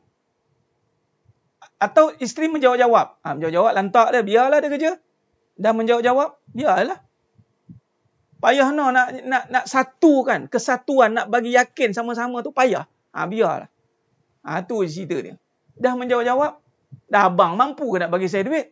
Dah abang ni gini-gini, abang ni, ada awak kerja lah. Tapi kita nak biar ada keyakinan. Bang, sebenarnya saya kerja ni, sebenarnya bukan tuntutan agama sebenarnya. Agama tak suruh saya kerja. Agama tak suruh saya cari duit. Agama saya suruh taat dengan suami. Tapi buat masa sekarang saya bantu bang. Tapi tiba masanya, insya-Allah. Kita doa pada Allah. Rezeki pada Allah ya bang. Usaha ni banyak macam mana belum tentu jamin rezeki. Bukan bermakna dua-dua berusaha jamin rezeki. Kalau dia berusaha sekadar untuk beramal, itu tak apa. Ini berusaha untuk jamin rezeki tu. Masalah tu. Tuan Azrin, betulkan kedudukan niat. Betulkan kedudukan kefahaman. Itu dia. Jangan selesa dengan kerjaya tu. Minta maaf.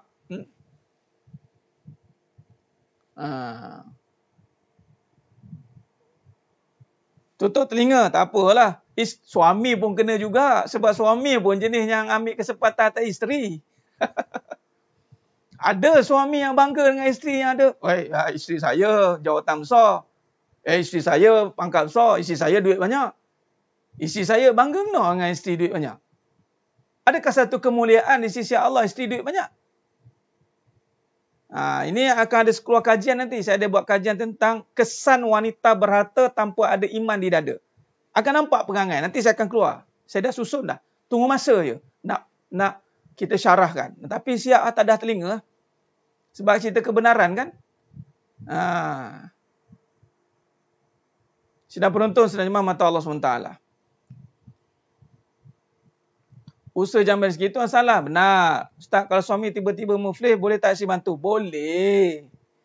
Boleh. Tak ada masalah, Puan Azizah Nakyan. Isu kita sekarang, kita tengah bincang ketakutan ni. Ketakutan. Kita nak bincang ketakutan ni. Suami, jangan takut tak cukup rezeki. Dengan kita seorang je berusaha. Ada saya jumpa. Suami-suami yang suruh isteri-isteri bekerja. Dia suruh nyawa kena kerja lah. Macam mana saya tak cukup bayar seorang ni. Saya je, awak buat apa? Dia suruhnya isteri tu. Isteri nak berhenti, bang saya nak berhenti. Suami pun kena yakin. Tak bermakna dua-dua usaha selesai masalah. Kan kita jawab, Allah akan uji kurang usaha. Allah akan uji kurang harta. Tetapi tak bermakna kurang rezekinya. Yang kita bimbang kurang yakin. Keyakinan kita berkurang. Itu hati-hati. Yang kita bimbang, kita kurang amalan kita pada Allah. Itu hati-hati. Kalau setakat usaha kita seorang je, mungkin kita nak suruh isteri kita ada keterbatasan. Auratnya banyak terbatas orang perempuan ni sebenarnya. Kita nak suruh dia ke sana ke sini pun bukannya dia anjur oleh agama. Itu maksud dia. Jadi, keutamaan letak balik. Kita nak cerita takut tadi. Takut tadi biar pada Allah. Jangan pada usaha. Jangan pada harta. Itu maknanya. Baik. Bila kata wana qasim minal amwal wal anfus. Jawab pula. Allah tambah, Allah uji lagi. Karang mati karang. Ini ujian tadi ya. Kalau kang mati karang. Abang saya nak makan apa? Allah uji. Kalau mati karang, saya macam mana? Mati, ya matilah. Takkan kita nak fikir sampai detail sangat. Macam mana kita nak fikir? Buat apa yang Allah dah suruh sekarang. Yang penting jangan buat apa yang Allah murka. Itu yang paling penting. Wa naqsim minal amwali wal anfusi was samarat. Kita tak nak kita ni okey dah. Okey ni. Okey saya tulis balik. Baru nampak sikit. Baik. Allahumma salli ala Muhammad. Baik.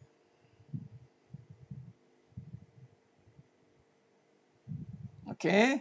Baik, saya tulis ni. Gambar raja ni pun nampak sikit. Okey. Allahumma salli ala Muhammad wa ala ali Muhammad. Baik, kita sedang bincang tentang apa ni? Ujian iman. Ujian iman ni bermulanya dengan ketakutan.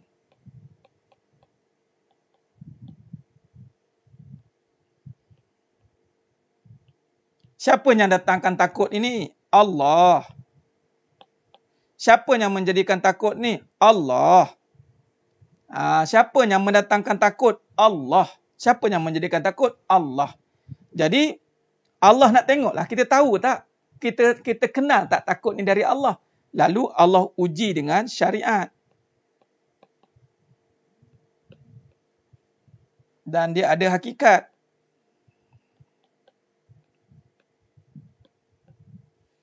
Allah uji dengan lapar, syariat ni.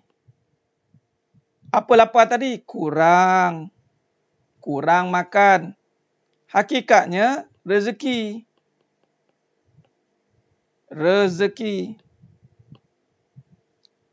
Bak makan ni bak rezeki. Sedang jemaah mata Allah SWT. Kurang makan, itu bukan kurang rezeki. Bukan rezeki kurang.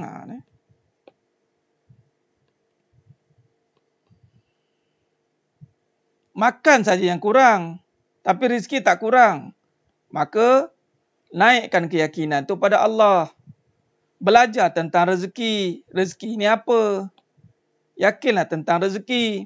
Apa makna rezeki? Allah uji makan tak ada. Maka adakah rezeki pun tak ada? Hati-hati. Hati-hati. Baik, bukan saja isu rezeki, isu kahwin. Isu kahwin, isu anak, isu sakit. Ini kasih sayang, hakikatnya kasih sayang. Saya nak tanya orang berkahwin. Ni bukan soal kahwin dua ni, kahwin saja. Berapa ramai isteri-isteri selalu soal cakap macam ni. Abang sayang saya tak? Ni kasih sayang ni mesti berkurang ni. Tak macam dulu dah. Dulu abang selalu pegang tangan, sekarang tak. Mesti berkurang ni. Nampak? Ini apa punya statement macam ni? Dia tak faham lah. Dia tak takut ni. Dia takut kepada perkahwinan saja. Takut adat. Tapi dia tak nampak kasih sayang ini dari siapa. Kasih sayang tak kurang. Kasih sayang tidak berkurang. Berapa ramai nak mengekalkan kasih sayang dengan mengekalkan kebendaan. Bukan mengekalkan ketaatan, dia mengekalkan kebendaan. Apa kebendaan? Nak berkepit macam belangkas. Dia kena berkepit, Ustaz. Barulah kasih sayang tak berkurang. Siapa kata? Siapa kata? Kalau berkepit, itu maknanya kasih sayang tak berkurang. Kita kena selalu bersama. Kalau nak kasih sayang kita sentiasa ada, kita kena selalu bersama. Nabi Ibrahim AS mengasihi Hajar dan Nabi Ismail AS terpisah belasan tahun. Jumpa balik. Lepas ni kita nak sambut Aidil Adha. Kisah cinta agung akan keluar. Siapa kata kalau terpisah jauh, hilang kasih sayang? Allah uji je. Tapi kasih sayang tetap ada. Nabi Adam AS dengan Siti Hawa diriwayatkan daripada turun daripada syurga, 40 tahun terpisah. Berjumpa di Padang Arafah. Itu dia berjumpa, bertemu berdua. Bukan dia di Jabal Rahmah tu. Kamu duk faham Jabal Rahmah, Jabal Rahmah. Jabal Rahmah tu tempat naik Nabi bagi khutbah terakhir. Khutbah wida. Duk peluk tiang Jabal Rahmah tu buat apa? Peluk tiang tu datang khurafat tu. Peluk Ustaz, biar kami ni kasih sayang. Tirjanah. Tirjanah tapi buat syirik. Buat apa? Tirjanah tapi syirik. Terpisah 40 tahun. Bayangkan. Ada je kasih sayang. Nabi Ibrahim AS dengan Siti Hajar terpisah. Ada je kasih sayang. Ni soalan kadang-kadang tanya. Macam orang tak beriman tanya tu. Kurang tak kasih sayang? Ni kurang kasih sayang ni. Dulu selalu mesej saya. Selalu mesej. Sekarang tak ada mesej-mesej. Tak ada WhatsApp-WhatsApp. Dah kurang kasih sayang. Dikaitkan dengan kebendaan tu. Kenapa? Allah uji. Allah uji. Itu saja. Nampak?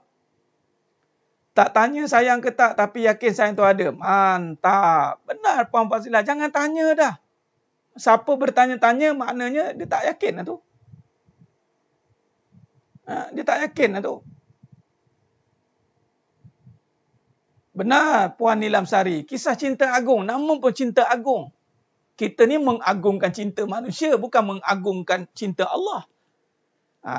Itu bab kahwin. Bab anak. Bab anak ni pun sama kan. Soal masa depan anak-anak. Masa depan ni. Ini soal siapa ni? Ini soal jaminan. Yang menjaga kekuasaan. Ini sama juga soal rezeki. Kadang-kadang tak cukup rezeki anak-anak. Kita simpan duit untuk anak-anak. Sempat ke kita simpan cari harta untuk anak-anak? Ada ke Islam ajar suruh cari harta untuk anak-anak? Dah lah lahirkan anak. Carikan harta untuk anak. Ada ke? Patutnya didik anak. Jadi anak soleh, anak solehah. Bukan cari kita pula dia hambakan dengan harta. Lepas tu kalau kita tak mampu, suruh pula anak cari harta. Kamu jangan jadi susah macam mak dulu. Kamu sekarang kena ada harta. Biar kamu warisi harta kamu dekat anak-anak. Waris apa kalau berebut? Berebut bak waris. Bak wasiat. Yang duk buat kerja-kerja, buat bisnes, duk harta-harta ni duk kempen. Wasiatlah, buat ibah, nanti kan bergaduh. Tak tahu punca sebab apa bergaduh tu kan. Waris anak-anak dengan harta. Takut masa depan tak ada. Sedangkan kekuasaan Allah, ketika Allah mendatangkan anak tu, adakah datang kosong? Adakah anak tu datang dengan kehendak manusia? Ramai kadang-kadang tak nampak isu ni. Anak tu datang dengan kehendak Allah. Dia yang menghidupkan pada yang mati, menghidupkan yang mati pada yang hidup. Itulah Allah Ta'ala kata. Takut dengan anak. Takut dengan tak ada anak, ada anak. Isu anak ni pun satu bab. Hakikat itu adalah kekuasaan Allah. Allah yang menjadikan anak itu. Allah yang menghidupkan anak itu dalam perut. Siapa jaga anak dalam perut? Tak ada oksigen, tak ada gelap. Allah yang berikan hidup. Allah jaga dalam rahim ibu tu. Nampak? Lemahnya seorang ibu tu sangat lemah. Siapa yang jaga? Allah. Tak nampak. Nampak? Sakit. Walaupun Allah buat sakit, tapi hakikatnya ada syifa. Ni saya detail sikit lah. Dah ada tulis ni, saya tulis detail sikit boleh Biar kita insyaAllah, biar putus, biar faham. InsyaAllah, mudah-mudahan Allah bagi kita faham. Contoh, Allah uji sakit ni tak sembuh-sembuh. Sakit dia manjang. Janganlah marah. Sakit memang sentiasa akan berkurangan. Maksudnya, kesihatan berkurangan. Kesihatan sentiasa berkurang. Ada lah tu. Tapi tak bermakna Allah tak sembuhkan. Sakit ini memang akan berlaku. Tapi yakinlah syifa Allah. Contoh macam COVID-19. COVID-19. Ni, kita ni ikhtiar makan ubat. Tapi yakinlah penyembuhan itu pada Allah. Ubat Ustaz tak sembuh-sembuh saya makan. Dah puas lah saya pergi dah. Macam-macam ubat saya telan dah. Habis dengan tondram sekali saya telan. Tak selesai-selesai masalah saya. Mana dia tak yakin tu? Dia tak yakin dengan Allah yang maha menyembuhkan. Orang yakin, dia tak jadi persoalan. Kalau dia yakin, sekiranya dia yakin, peringkat sini dia tak ada soal. Tak ada soal lah. Sebab tahu dah ketika Allah uji kekurangan, maknanya Allah nak bagi kita yakin dengan rezeki. Ketika Allah uji dengan perkahwinan, Allah nak kita yakin dengan kasih sayang. Ketika Allah uji dengan anak, dengan sakit, dengan COVID ke, Allah nak kita yakin dengan kekuasaan syifa dia. Nak yakin. Ini kan iman, ujian iman. Ujian iman ni sebenarnya Muhammad Allah SWT. Sebab tu orang beriman, itu orang yang menang, orang yang hebat, orang yang tidak akan rugi. Sebab dia ada sentiasa exit. Ni exit ni. Bila kita tersekat di sini, tersekatlah. Kita masih ada jalan keluar. Inilah datangnya takwa.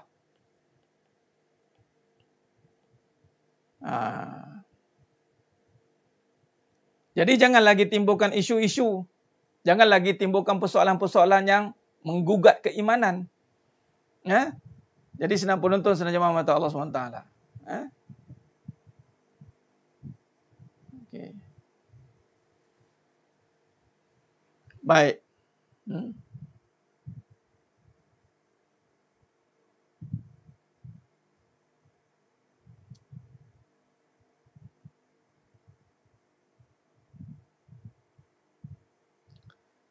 Biar free hair janji bersih hati. Tak kena, tak boleh. Itu syariat kena buat. Wajib. Syariat itu wajib. Okey.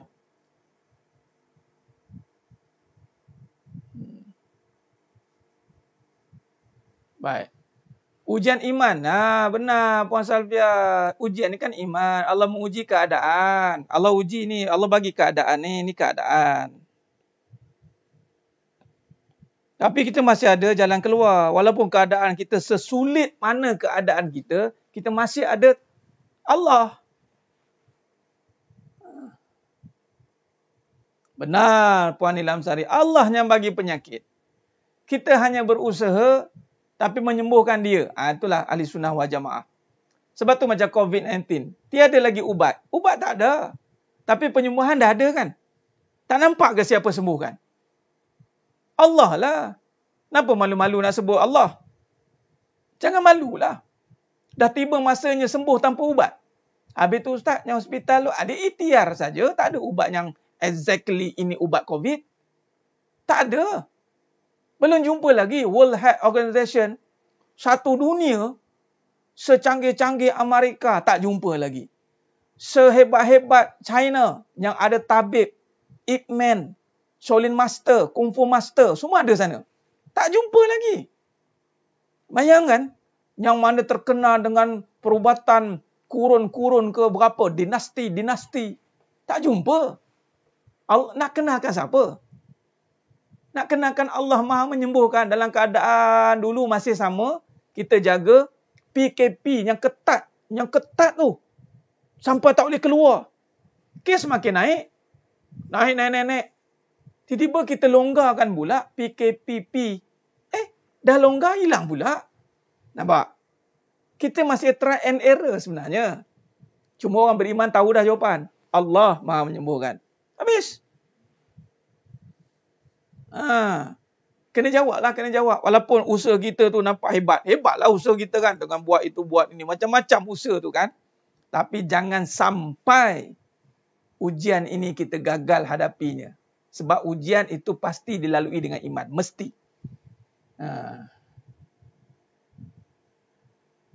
Sebelum kahwin lagi kita bagi tahu dah kat bakal isteri yang kita nak poligami. Tapi bakal isteri tak boleh terima. Boleh bagi ulasan sebab isteri itu masih dalam kejahilan lah.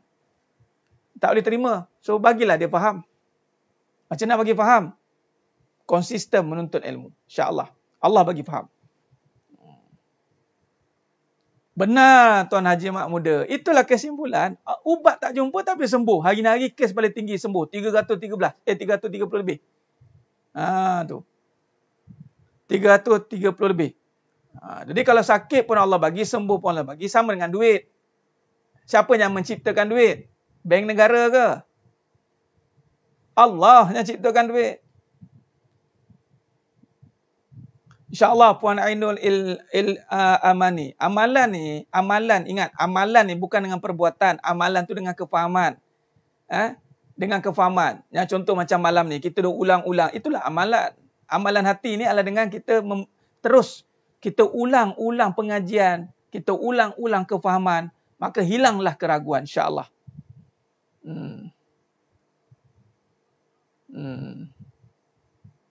Ya Tuan Raja Sariza. Sebab itulah hara jadinya bila tak didedahkan dengan dosa dan pahala.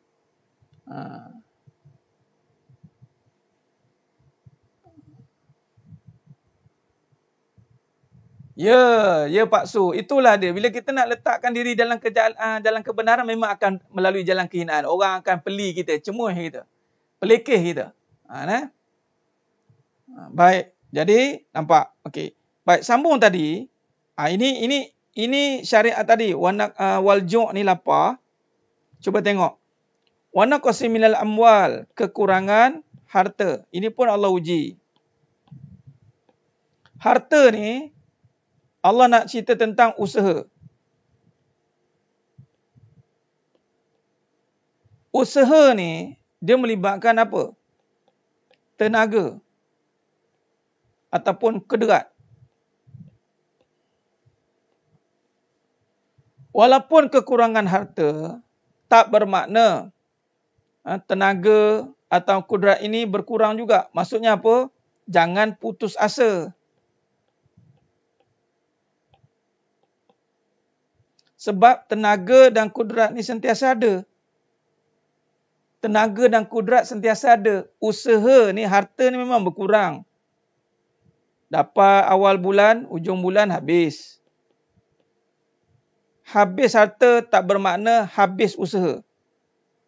Saya dah habis usaha lah Ustaz, harta saya habis. Itu nama putus asa tu.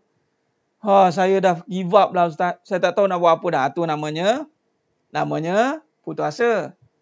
Walaupun harta habis, usaha jangan habis. Usaha tak pernah habis. Bila nak habis? Mati baru habis. Nampak? Usaha takkan habis sebab usaha melibatkan tenaga. Penat, beza. Penat lah. Penat itu adat. Penat, rehat lah. Penat, rehat. Tapi usaha jangan habis. Jangan sebut, saya habis usaha dah Ustaz. Ya ke habis usaha? Belum habis usaha lagi kot. Ke masih tak faham bahasa? Usaha mana boleh habis? Usaha tu sentiasa ada. Usaha inilah dipanggil jalan keluar. Wa may yattaqillaha yaj'al lahu makhraja wa yarzuquhu min haitsu la yahtasib. Wa may yatawakkal 'alallahi fa huwa hasbuh. Ni usaha ni berbicara soal tawakal. Ini saya terus bagilah dia punya kaedah terus. Jadi usahalah dengan yakin, bukan yakin dengan usaha. Usahalah dengan yakin, tawakal. Tawakal ni adalah berbicara soal yakin. Yang mana tadi? Yang melibatkan takwa tadi. Yang melibatkan takwa ni. Memula bina takwa dulu. Bina takwa, bina yakin, kemudian tawakal. Bila dah yakin, tawakal. Yakin, tawakal. Ini semua kena dengan ilmu ya. Bukan dengan cakap-cakap. Dengan ilmu. Benar. Jangan putus asa. Terus berusaha dengan yakin. Yakinlah dengan Allah. Itu cara dia. Bukan yakinlah dengan usaha yang kita lakukan pasti terhasil. Macam kenal dia ayat-ayat ni kan. Ayat-ayat bagi semangat. Ayat-ayat nak bagi semangat. Tapi hangat-hangat tak ayam. Tak jadi lemah semangat. Harta habis, bukan habis usaha. Betul, harta memang habis. Jadi jangan kita putus usaha. Salah tu. Wa naqsi minal amwali wal anfus. Jiwa sama juga. Harta jiwa pun akan habis ataupun mati. Tapi usaha tak mati. Dia mati ni pun kaitan dengan usaha juga. Biar kita mati tapi usaha berjalan. Itulah panggil amal jariah. Ini kita akan kaitkan dengan dibelah. Cara kita nak atasi ujian ni semua dengan ketaatan. Semua dengan amilus solihat, dengan amal kebaikan nanti. Biar kita mati tapi jariah berjalan. Sebab tu tahniah kepada semua yang mana yang ada harta, sedekah harta. Tapi sedekah paling tinggi tu sedekah masa. Dia gunakan masa untuk taat. Saya nak poligami. Tiba keluar tajuk poligami ni. Takbir. Allahu Akbar. Luar biasa ni. Tak masuk tajuk poligami pun tak poligami. InsyaAllah. Biar mati hanya jasad. Allah uji dengan kematian. Tapi sebenarnya hakikatnya tidak. Kita hanya berpindah alam. Yang mana mati adalah gerbang utama untuk jumpa kepada satu keadaan yang lebih kita impikan. Itulah kehidupan abadan abada. Walal akhiratu khairul laka minal ula. Walal akhiratu khairul laka minal ula. Yang akhir akan lebih baik daripada awal dunia. Akhirat lebih baik daripada dunia. Syurga itu impian kita, dambaan kita. Boleh nampak sikit-sikit sedang jemaah mata Allah SWT ujian? Baik, tak apa, nanti saya akan buat kesimpulan. Sebab tu ujian ni menyatakan iman. Ujian menyatakan keimanan. Okey. Kita faham dulu. Wa naqsim minal amwali wal anfusi was-samarat. Was-samarat, kurang hasil tanaman.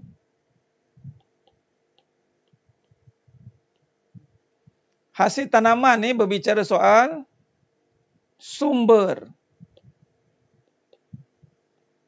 atau punca. Biasa tak dengar punca rezeki, punca rezeki? Hasil tanaman ni berbicara soal punca juga. Punca apa? Punca pendapatan.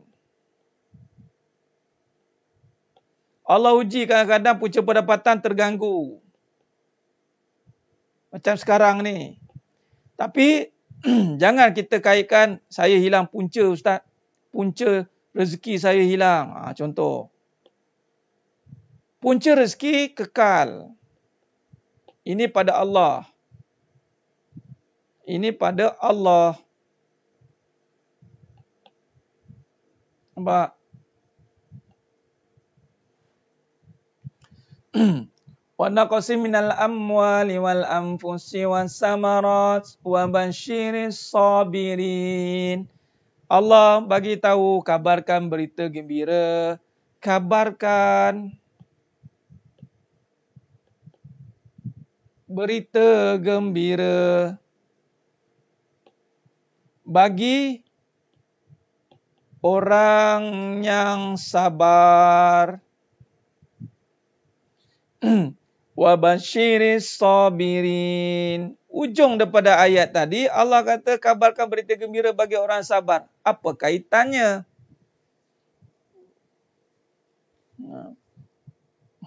Topik internasional. Benar, Ustaz. Sabar ini kaitannya dengan iman tadi.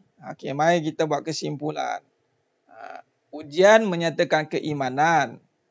Iman itu cerita tentang ketakutan.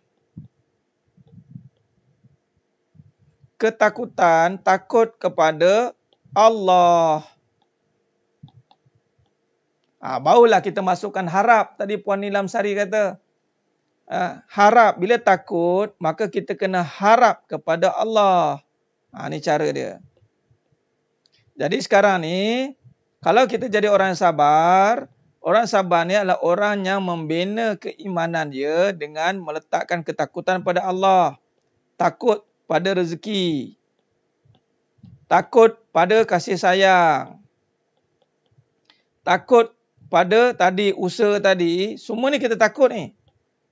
Takut pada apa tadi? Mati tadi, nyawa. Semua ni kita letakkan kembali, ketakutan itu kembalikan kepada Allah. Jadi kita takut bahawa sekiranya Allah menyekat atau Allah menghalang semua ini. Sebab ini semua kekuasaan Allah. Ini semua dalam kekuasaan. Maka kita kena berharap. Kaedahnya adalah kita kena berharap dengan hati yang yakin. Yakin ini dibina dengan ilmu, kefahaman. Contoh tadi kita fahamkan balik tentang rezeki. Inilah langkah yang pertama. Kita jaga balik hati ini dengan membina keyakinan. Membina keyakinan dengan memahami topik-topik yang Allah uji tadi. Allah uji kita tentang makanan. Kita mengaji tentang rezeki. Allah uji tentang perkahwinan. Kita mengaji tentang kasih sayang. Maka ini semuanya pengajian tentang akidah. Maka kita mengajilah, mengenal. Mengenal Allah. Ustaz, ujian ni nak mengenal Allah. Ya. Ujian itu untuk mengenal Allah. Dulu kita kenal Abang Leman. Kenal Jijah. kenal kerja kita, kenal bisnes kita duk kenal benda, kita tak kenal Allah. Jadi, benalah keyakinan dengan kita mengenal Allah melalui kekuasaannya.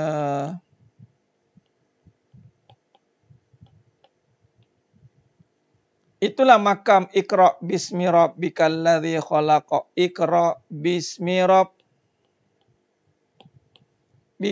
ladzi khalaq. Itu dia. Maka lepas pada ini belajarlah untuk melihat dengan nama Allah supaya hati kita terpelihara.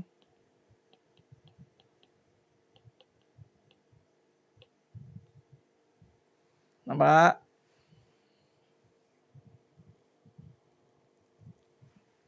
Terpelihara. Tu dia. Bila terpelihara, barulah datangnya pertolongan Allah.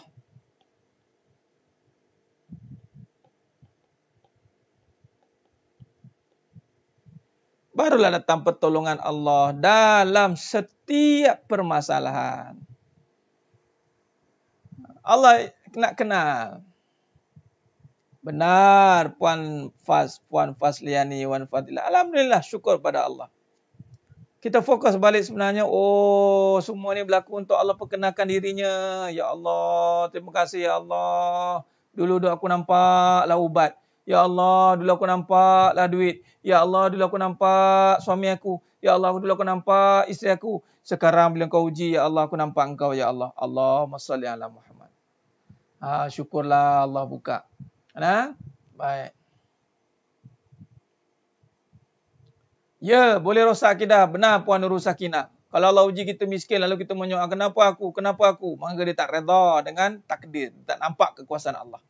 Jadi, bila kata nak harap, itu mestilah membina, menjaga ketaatan.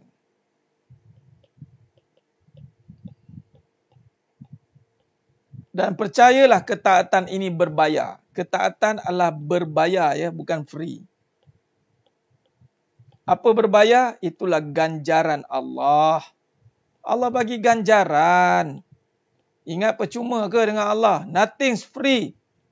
Dengan Allah tiada yang percuma. Semua berbayar. Tak ada percumanya. Semua berbayar. Orang kata, mana ada percuma Ustaz kat dunia ni? Ya betul. Dengan Allah pun tak ada percuma. Tak ada istilah saja-saja. Dengan Allah tak ada istilah saja-saja. Semua dikira. Faman ya'mal misqala dzarratin khairan yarah wa may ya'mal misqala dzarratin syarran yarah. Semua berbayar. Macam malam ni. Sampai pukul apa ni? 11.20 ni. Terkebil-kebil lah ni. Ustaz nak ngantuk ni. Ustaz ngantuk ni. Terkebil-kebil. Berbayar. Allah bayar. Kita penat-penat. Allah bayar. Ujian kita harapan dengan kita sabar. Kita nak lihat Allah. Kita jaga ketaatan. Allah bayar. Dan berbayarnya Allah, ganjarannya bukan ganjarannya kecil. Bukan sekadar dunia. Dunia ni kecil di sisi Allah. Kul mata'ud dunya qalil. Katakan dunia itu kecil. Walal akhiratu khairul liman ittaqa. Dan sedangkan akhirat itulah yang lebih kekal. Jadi, take it easy. Take it easy. Ambil langkah bertenang. Semua yang berlaku, semua berbayar. Ingat, kalau kita buat kejahatan, kita lalui musibah dengan kejahatan, pun ada bayaran dia. Allah akan balas nanti. Kalau kita lalui ujian itu dengan keyakinan dan kita bina mengenal Allah Ta'ala dengan jalan ilmu, kita menuntut ilmu, kita kaji lagi dalam, maka pun dibayar oleh Allah Subhanahu Wa Ta'ala. Ingat, nothing free with Allah. Itu tagline dia. Mencari isteri yang boleh dengar taklim. Tuan Syahrizki. InsyaAllah dalam ni ramai ni. Ada ni. Mudah-mudahan ditemukan jodoh dengan Tuan Syahrizki. Kahwin lagi ni.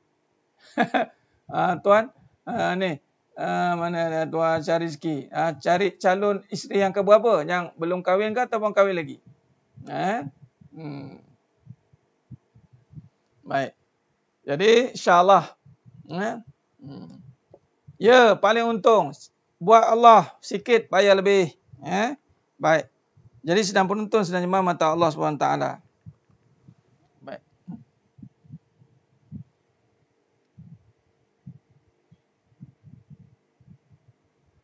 Okey, baik. Jadi, saya rasa cukup setakat itu perkongsian kita pada malam yang penuh barakah ni. Okey. Kita berhenti dekat muka surat berapa tu? 52. 52. Kita berhenti kat 52. Baru 52. Ya, tak ganjak lagi tu. Tajuk ujian ni panjang sikit. Khair. Calon tak nak dengar cerita poligami. Ada insya-Allah dalam ni ramai. Insya-Allah dalam ni ada yang sanggup dengar untuk poligami. Amin ya rabbal alamin. Sila munculkan diri. Munculkan diri insya-Allah. Khair. Baik, insya-Allah pasti Allah temukan. Jodoh ni urusan Allah. Kita berharap pada Allah. Kita ikhtiarkan sedikit, kemudian Allah akan aturkan insya-Allah. Baik, jadi terima kasih banyak kepada semua sidang jemaah mata Allah SWT atas masa yang panjang yang kita berikan malam ni. Panjang ni, perbahasan kita sampai 11.30 ni. Kita mula tadi pun pukul 9 lebih, 9.45, 90, sejam setengah. Baik, ni selamat sikit dah faham. Baik, insyaAllah Tuan Raja Sarizal. Ya, bagi faham dulu. Dua-dua sama-sama faham, barulah sefahaman. Nah, Puan Siti Abidah, kita belum dapat ke? Allahumma salli ala Muhammad. Adalah terselit tu. Tak apa, besok saya tengok. Terima kasih banyak. Okey, terima kasih banyak. Jadi cukup setakat itu. Mudah-mudahan Allah berkati kita semua. Mudah-mudahan semua yang menonton pada malam ni Allah ganjarkan dengan ganjaran pahala yang sebaik-baiknya. Dan yang paling penting Allah ridha atas semua perkara yang kita lakukan pada malam ni. Dan Allah ridha atas seluruh kehidupan kita insya-Allah. Amin ya rabbal alamin. Dan Allah pilih kita untuk dimasukkan dalam syurga tanpa hisap. Amin ya rabbal alamin. Dan insya-Allah ketemu lagi kita pada siri yang berikutnya. Sambungan pada masih dalam kita membincangkan hakikat ujian dan musibah pada sambungan pada malam esok. Teruskan bersama dengan saya dalam pengajian online Hakikat Kehidupan insya-Allah. Bantu-bantu sebarkan kebenaran. Bantu-bantulah sebarkan kebaikan. Jadilah ejen kepada kebenaran yang menegakkan kembali kebenaran di saat penuh dengan fitnah di akhir zaman ini insya-Allah. Mudah-mudahan kita terpilih untuk menjadi pejuang dan penyebar kepada kebenaran di akhir zaman insya-Allah. Jadi terima kasih banyak. Mohon maaf di atas segala kekurangan, terkasar kata, terkurang bicara. Mudah-mudahan Allah sahajalah yang mampu menyempurnakan perbincangan kita pada malam yang penuh barakah ini. Jadi cukup setakat itu. Aku qouli hadza wa astaghfirullahalazim li wa lakum. Wabillahi taufiq wal hidayah. Assalamualaikum warahmatullahi wabarakatuh. Kita tangguh dengan tasbih kafarah dan suratul Asr. Subhanakallahumma wa bihamdik. Asyhadu an la ilaha illa anta astaghfiruka wa atubu. Bismillahirrahmanirrahim. Wal 'asr. Innal insana lafi khusr illa alladhina amanu wa 'amilus shalihat wa tawassaw bil haqq wa tawassaw bis sabr. Wallahu a'lam bissawab. Takbir. Allahu akbar.